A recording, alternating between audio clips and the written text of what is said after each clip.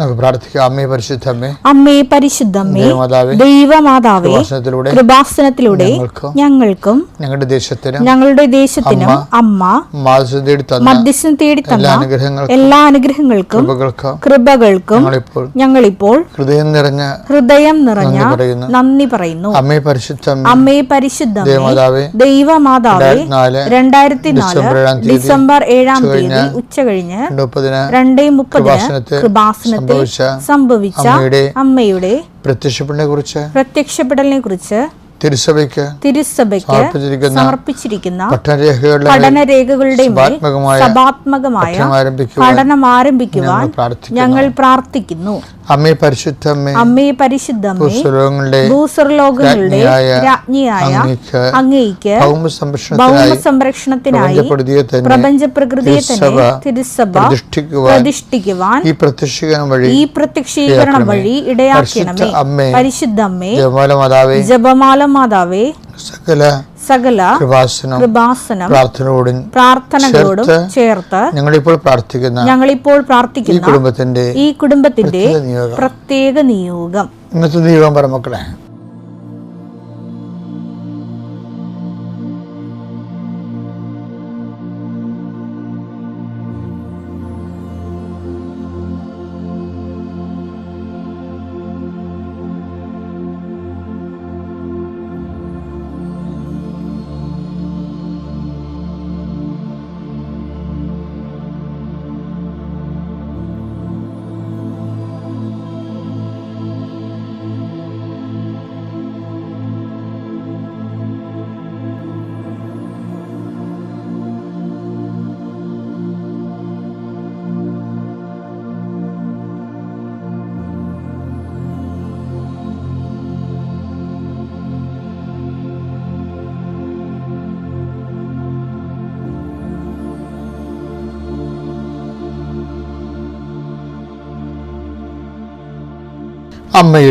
അമ്മയുടെ പ്രത്യക്ഷീകരണത്തിന്റെ ഈ അനുഗ്രഹവേളയിൽ ഞങ്ങൾക്ക് സാധിച്ചു തരുവാൻ കനിയണമേ.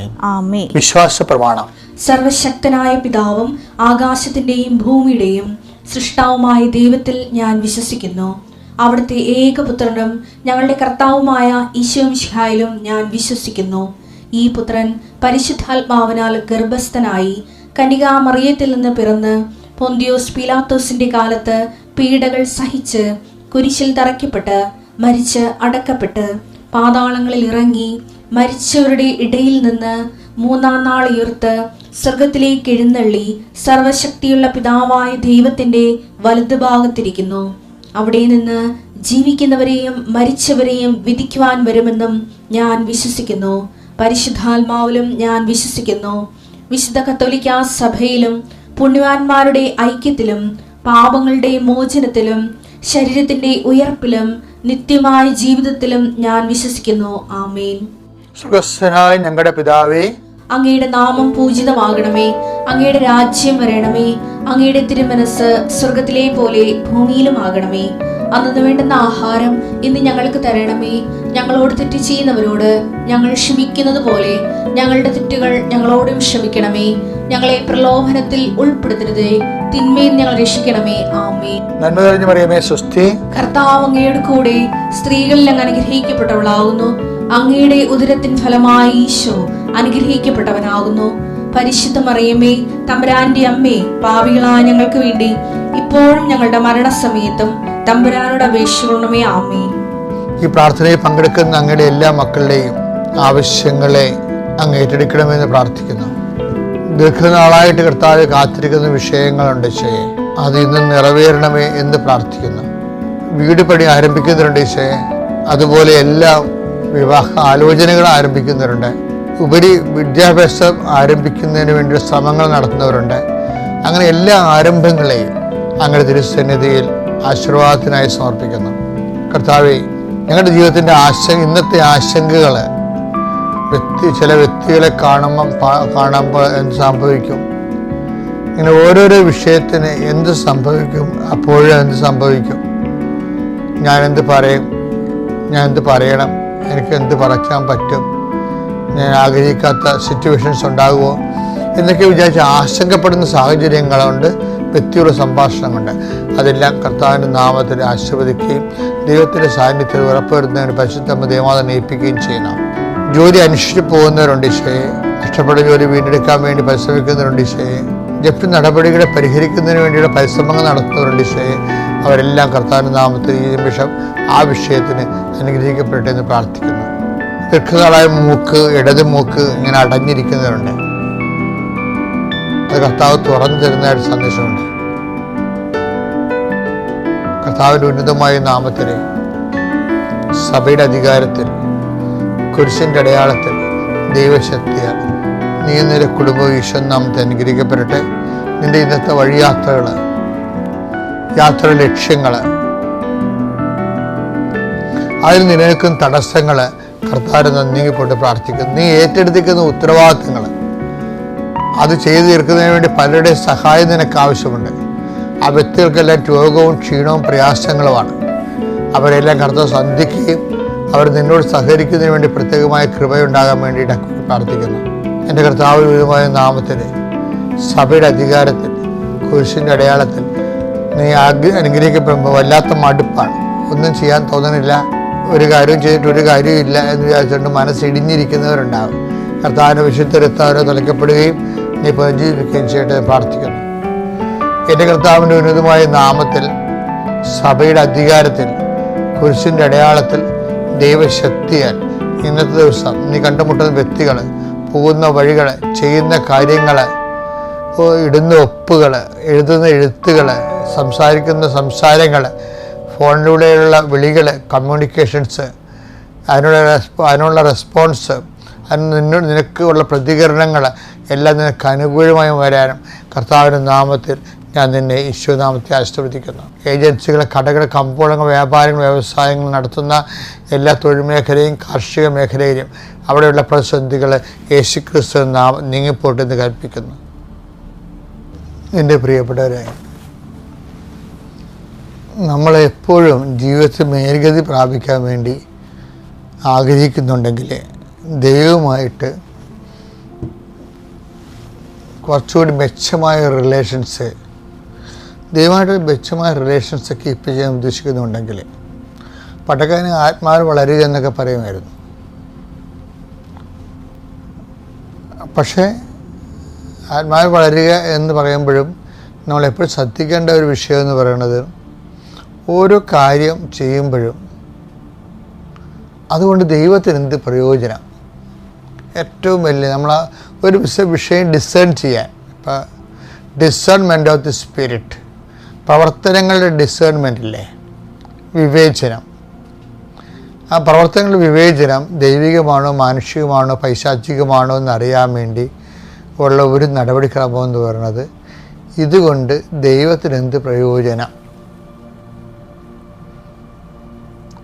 എന്നുകൂടി. ഇപ്പം നിൻ്റെ കുടുംബകാര്യമാകാം, ചിലപ്പോൾ നിൻ്റെ പഠനകാര്യമാകാം, ചിലപ്പോൾ നിൻ്റെ പരീക്ഷക്കാര്യമാകാം, ചിലപ്പോൾ നിൻ്റെ ആരോഗ്യ പ്രശ്നമാകാം, നിൻ്റെ തൊഴിൽപരമായ കാര്യങ്ങളാകാം. പക്ഷേ അവിടെയെല്ലാം നീ ഒരു ചോദ്യത്തിന് ഉത്തരവിടണം. മനുഷ്യൻ എടുക്കാത്തൊരു ചോദ്യമാണത്. എന്താണ്? ഞാൻ ഇങ്ങനെ ചെയ്യുന്നത് കൊണ്ട് ദൈവത്തിന് എന്ത് പ്രയോജനം? അപ്പോൾ ദൈവത്തിൻ്റെ ഒരു പ്രയോജനം കണ്ടുപിടിച്ചു കഴിഞ്ഞാൽ പിന്നെ എന്താ പ്രശ്നം വെച്ച് കഴിഞ്ഞാൽ അതിന് ഒരു സീല് കിട്ടും. എന്താണ്? സ്വർഗത്തിൻ്റെ ഒരു സീല് കിട്ടും. ഉടമ്പടി എന്ന് പറയുന്ന സംഭവം നിലനിൽക്കണമെന്നില്ല. അതെവിടുന്നാണ് എനിക്ക് കിട്ടിയത്? കാനായിലെ കല്യാണ വീട്ടിൽ അമ്മ അവിടെ പ്രസൻ്റായിരുന്നു. പ്രസൻ്റ് ആകുമ്പോഴും അവിടെ വീഞ്ഞ് തികയാതെ വന്നതുകൊണ്ട് ആണ് അവൻ്റെ അമ്മ ഈശോയോട് പറഞ്ഞെന്ന്. അതിൻ്റെ ഓരോ വാക്കിനും ഭയങ്കര പ്രാധാന്യമാണ്. വീഞ്ഞ് തികയാതെ വന്നതുകൊണ്ട് അവൻ്റെ അമ്മ ഈശോയോട് പറഞ്ഞു. ആ വാക്കെല്ലാം കറക്റ്റാണ്. വീഞ്ഞ് തികയാതെ വന്നത് ഭയങ്കര സീരിയസ് വിഷയമാണ്. ഈശോയുടെ അമ്മ ഒരു സീരിയസ് വിഷയമാണ്. ഈശോയോട് പറഞ്ഞു എന്ന സീരിയസ് വിഷയമാണ്. കാര്യം അമ്മയുടെ ഒരു വിഷയം എന്ന് പറയണത് how to introduce Jesus to the world. മറിയത്തിൻ്റെ വിഷയം അതായിരുന്നു. നമ്മളൊക്കെ പെട്ടെന്ന് ഓർക്കുവേ മറിയത്തിൻ്റെ വിഷയം ആ കാനായിലെ കല്യാണത്തിൽ വെള്ളം വീഞ്ഞാക്കുന്ന അങ്ങനെ ഒരു ഉദ്ദേശവും ഇല്ല. അത് സെക്കൻഡറി പോലും അല്ല. ശരിക്കും പറഞ്ഞാൽ അമ്മയുടെ ഉദ്ദേശം എന്താണ്? ഈശോ ആരാണെന്നതിനെക്കുറിച്ച് അമ്മയ്ക്ക് നല്ല അറിവുണ്ട്. ഈ ഈശോനെ മനുഷ്യർക്ക് പ്രയോജനകരമായ രീതിയിൽ ദൈവത്തിൻ്റെ ഈ രക്ഷാകര സംവിധാനത്തിൻ്റെ പേരാ ക്രിസ്തു. അതിനെ ജനങ്ങൾക്ക് ജനകീയമായ രീതിയിൽ ഈശോ ശരിക്കും പറഞ്ഞാൽ ഈശോയെ ജനകീയവൽക്കരിച്ചതേ ഈശോയുടെ കുരിശുമരണവും ഉയർത്തുന്ന പോലല്ല. നമുക്ക് എല്ലാത്തിനും ഒരു അക്കാഡമിക് തലങ്ങളുണ്ടാകും, ഒരു സാങ്കേതിക ടെക്നിക്കൽ തലങ്ങളുണ്ടാകും, ഒരു ജനകീയ തലമുണ്ടാകും. ഇപ്പം മൊബൈൽ നമ്മൾ ഇഷ്ടപ്പെടുന്നു, അത് ടെക്നിക്കൽ പെർഫെക്ഷൻ കൊണ്ടല്ല ഇഷ്ടപ്പെടുന്നത്, അത് നമുക്ക് പ്രയോജനമുള്ളത്. മനസ്സിലായില്ലേ? അത് ജനകീയം. മൊബൈൽ എങ്ങനെ ജനകീയമായി? 90 വയസ്സുള്ളവർക്ക് മൊബൈൽ ആവശ്യമുണ്ട്. ആ ടെക്നിക്കലി പെർഫെക്ഷൻ ആണല്ലോ പ്രശ്നം, അത് ആവശ്യമാണല്ലോ, അല്ലാതെ നമുക്ക് പ്രയോജനം ഇല്ലല്ലോ. പക്ഷേ പ്രാക്ടിക്കലി ഇമ്മീഡിയറ്റ് എല്ലാ വിഷയത്തിനും ഒരു ഇമ്മീഡിയറ്റ് ചാർജിങ് ഉണ്ട്. അതെന്ന് വെച്ച് കഴിഞ്ഞാൽ അത് അതിൻ്റെ ജനകീയ വിഷയം എന്താണ്? അമ്മ നോക്കിയെന്ന് വെച്ച് കഴിഞ്ഞാൽ ഈശോനെ എങ്ങനെ ജനകീയമാക്കാം, 10 മനുഷ്യർക്ക് പ്രയോജനമുള്ള രീതിയിൽ എങ്ങനെയാക്കാൻ പറ്റും. അപ്പം അമ്മയ്ക്ക് അറിയാമായിരുന്നു. പരിശുദ്ധാത്മാവ് അമ്മയുടെ ഉള്ളിൽ ഇരുന്നുകൊണ്ട് എപ്പോഴും പറയുമായിരുന്നു, മേരി നിനക്ക് മാത്രമേ ഇൻട്രൊഡ്യൂസ് ചെയ്യാൻ പറ്റത്തുള്ളൂ, എനിക്ക് പറ്റത്തില്ല, പിതാവിന് പറ്റത്തില്ല. ഞങ്ങൾക്ക് പറ്റണത് ഈശോയെ മനുഷ്യാവതാരത്തിലാക്കാനേ പറ്റത്തുള്ളൂ. പക്ഷെ മനുഷ്യരുടെ മുമ്പിൽ പരിചയപ്പെടുത്തുക എന്നുള്ളത് വി കാൻ ഡു ഇറ്റ്, അത് നിനക്കേ പറ്റത്തുള്ളൂ എന്ന് പറഞ്ഞുകൊണ്ട് എപ്പോഴും പരിശുദ്ധാത്മാവ് ഇങ്ങനെ മേരിയെ ഇങ്ങനെ ഇൻട്രൊഡ്യൂസ് ചെയ്തുകൊണ്ടിരിക്കും. അപ്പോൾ അമ്മ ഒരു തക്കം നോക്കി അങ്ങനെ ഇരിക്കരുത്. അപ്പോഴാണ് കാനായിലെ കല്യാണത് ഒരു കഥയുമില്ലാത്ത കാര്യമാണ്. അവിടെ ഒരു അമ്മയ്ക്ക് കിട്ടിയൊരു ചാൻസാണ് ഒരു കച്ചിത്തുരുമ്പ് പോലെ. എന്താണ് ഈശോയെ ഇൻട്രൊഡ്യൂസ് ചെയ്യണമെന്ന് പറഞ്ഞുകൊണ്ട് ഇങ്ങനെ പരിവേഷം കൊണ്ട് നടന്ന ആളിനെ, ആക്രാന്തം പിടിച്ച് നടന്ന ആളിനെ പെട്ടെന്ന് കിട്ടിയൊരു അവസരമാണ് വീഞ്ഞ് ചെയ്യാതെ വന്ന കാര്യങ്ങൾ. യോഹന്നാൻ 2:3. അവിടെ വീഞ്ഞു തീർന്നു പോയപ്പോൾ യേശുവിന്റെ അമ്മ അവനോട് പറഞ്ഞു അവർക്ക് വീഞ്ഞില്ല. അത് വലിയ വിഷയമല്ലായിരുന്നു ശരിക്കും പറഞ്ഞു. അതുകൊണ്ടാണ് എനിക്ക് നിനക്ക് എന്താണ് ആ വീട്ടിൽ വീഞ്ഞ് തന്നത്, നമ്മളെന്ത് ചെയ്യാനാണെന്നൊക്കെ. ഈശോ പെട്ടെന്ന് ആ വിഷയത്തെ ഭയങ്കര എന്താണ് അതിൻ്റെ ഒരു നിരർത്ഥക തലമാണ് ആദ്യം പറയണത്. പിന്നെയാണ് അമ്മ ആ സ്റ്റേഡിൽ തന്നെ നിന്നപ്പോൾ ഈശോയ്ക്ക് മനസ്സിലായി മദർ ഈ വിഷയത്തിൽ മാറുന്നില്ലെന്ന് മനസ്സിലായി. മദർ ആ വിഷയത്തിൽ മാറുന്നില്ലെന്ന് ഈശോയ്ക്ക് മനസ്സിലാകണം. അത് മദർ വേറെ ആരെങ്കിലും ആണ് നിന്നെങ്കിൽ മദറിൻ്റെ സ്ഥാനത്ത് നിന്ന് ഒക്കത്തില്ല.